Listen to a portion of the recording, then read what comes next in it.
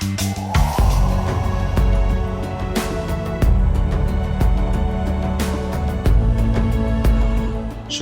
saudara yang kekasih dalam Tuhan Yesus Kristus.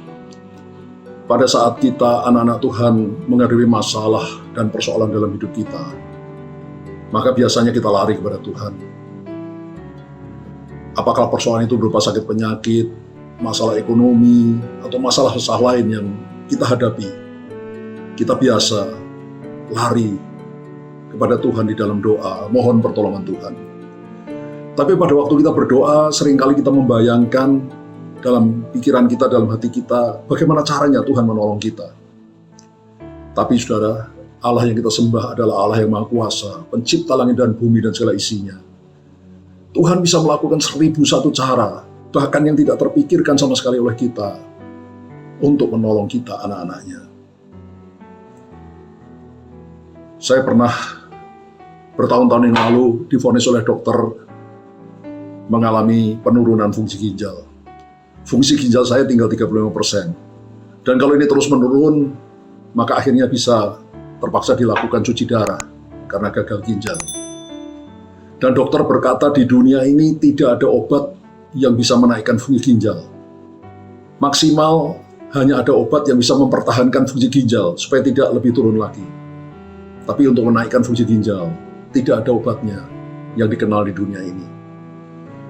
Tapi dokter saya juga berkata bahwa ada salah satu pasiennya yang sering minum rebusan daun peterseli. Dan itu saya coba, saudara.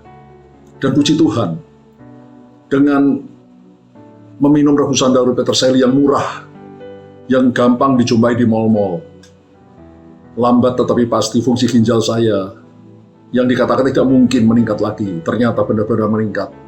Sampai akhirnya mencapai 55%. Luar biasa Allah itu. Dengan tumbuhan yang sederhana, fungsi ginjal saya bisa naik sampai hampir 2 kali lipat. Saudara, Allah juga bisa memakai cara-cara yang bahkan sama sekali tidak mungkin terpikirkan oleh kita. Sebagai contoh, ketika Daud harus lari dari Raja Saul karena ingin dibunuh oleh Raja Saul yang iri hati kepada Daud. Maka Daud lari ke tempat Nabi Samuel di Rama. Lalu bersama dengan Nabi Samuel, Daud pindah ke kota Nayot. Ketika Saul mendengar bahwa Daud ada di kota Nayot, maka dia mengirim utusan untuk menangkap Daud dan membawa Daud kembali kepada dia untuk dibunuh. Tapi apa yang terjadi, saudara, ketika utusan-utusan Raja Saul ini tiba di Nayot, mereka bertemu dengan sekelompok nabi yang dipimpin oleh Nabi Samuel. Dan nabi-nabi ini sedang kepenuhan. Dan tiba-tiba utusan Saul ini juga kepenuhan seperti nabi. Sehingga mereka akhirnya gagal untuk menangkap Daud. Saul mengirim utusan yang kedua, gelombang yang kedua. Gelombang kedua ini pun kepenuhan seperti nabi. Saul mengirim gelombang yang ketiga untuk menangkap Daud, dan gelombang yang ketiga ini pun gagal untuk menangkap Daud karena mereka juga kepenuhan seperti nabi. Dan akhirnya Saul datang sendiri bersama rombongannya untuk menangkap Daud. Dan apa yang terjadi?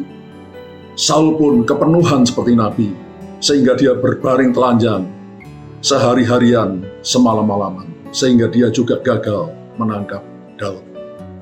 Saudara, ini suatu cara yang tidak mungkin terpikirkan oleh kita manusia. Tapi bagi Tuhan tidak ada yang mustahil. Bagi Tuhan semuanya mungkin. Tuhan bisa melakukan cara apa saja, karena Dia adalah Allah yang Maha Kuasa. Karena itu, saudara, kalau kita datang pada Tuhan, mohon pertolongan Tuhan, jangan batasi Tuhan. Biarkan Tuhan melakukan apa yang Dia mau, karena Dia adalah Allah yang Maha Kuasa. Biarlah kita selalu menyerahkan hidup kita, diri kita pada Tuhan, dan selalu bersyukur pada Dia, karena Dia baik, sangat baik, terlalu baik bagi kita. Haleluya. Amin.